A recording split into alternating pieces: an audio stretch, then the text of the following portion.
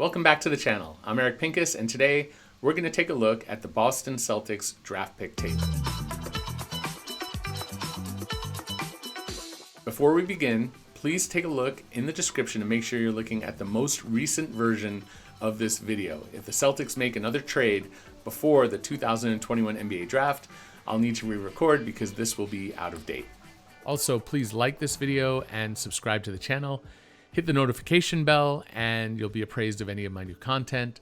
Also, if you're feeling generous, you'll see the Patreon, Venmo, and PayPal links.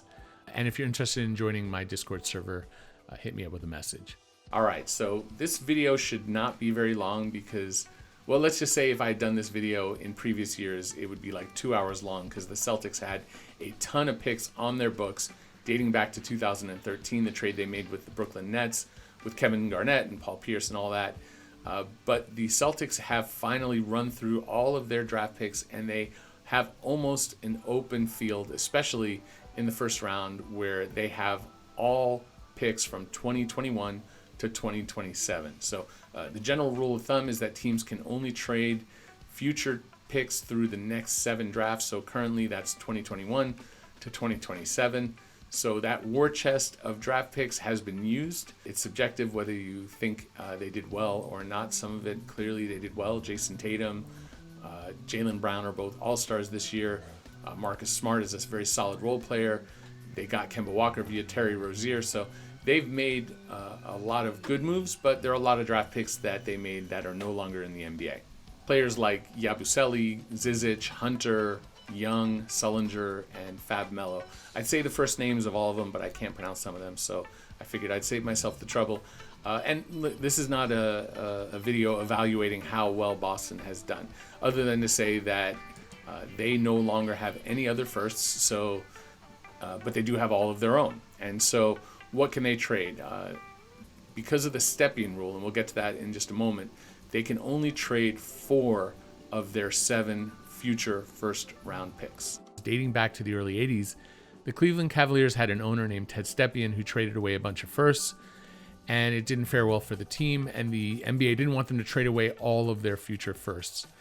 So they put in a rule that you can't have 2 drafts in a row without at least 1 first round pick. And so if the Celtics have a chance to acquire a superstar, they could technically trade their 2021, 2023, 2025, and 2027 firsts, with every other year being blocked by the Stepien rule. So 2022, 24, and 26 would all be blocked. They can offer pick swaps on any of those years, including the Stepien blocked years. So technically they could trade away those 4 I just mentioned, and then in 2022, 24, and 26 do pick swaps. But that would have to be a heck of a player they were getting back to give up all of that. And so while Boston has a lot of flexibility because they have all their own picks, they don't have the extra picks that they've had to try to make a big trade in previous years.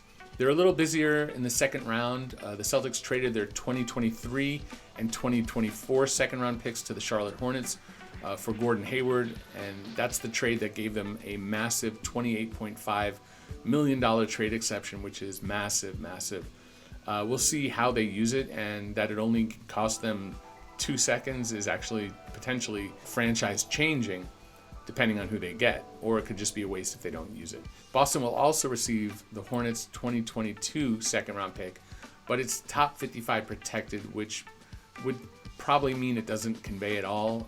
I call it a nothing something, where a team is obligated to give up a pick just to make a trade legal, so they top 55 protect it when they're not a top 5 team. So maybe the Hornets turn it around very, very quickly. They're certainly better this year, but I don't expect the Celtics to get that pick. But nonetheless, it is a pick that the Celtics can trade on to another team if they view that as some sort of asset or as a nothing something as well. The same can be said of the 2021 Oklahoma City Thunder pick that the Celtics are scheduled to receive for Vincent Poirier. Is that how you say that? I'm not sure.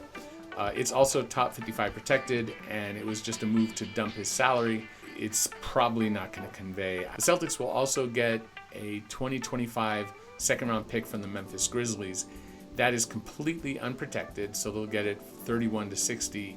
and that is from the Desmond Bane trade, which was the 30th pick, I believe, in the 2020 NBA draft. The Celtics do have a 2023 second rounder coming, but it is such a complex situation. I made a video on it, so check the description. It's coming from either Dallas, Miami, or Houston. And so to summarize, they have all of their own firsts, of which they can trade for.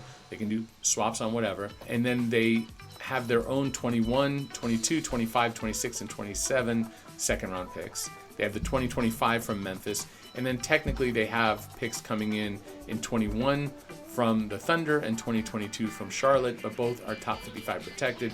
And then also the 2023 complex pick from either Dallas, Miami, or Houston. Well, that should do it for the Boston Celtics draft pick table. Relatively simple.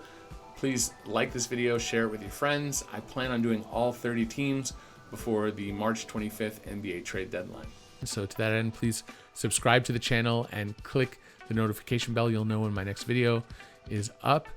Also, if you're feeling generous, there in the description you will find my PayPal, my Patreon, and my Venmo links. Any little bit helps, goes right back into the channel. Also, if you're interested in my Discord server, just reach out. My name is Pincus. Thank you for watching.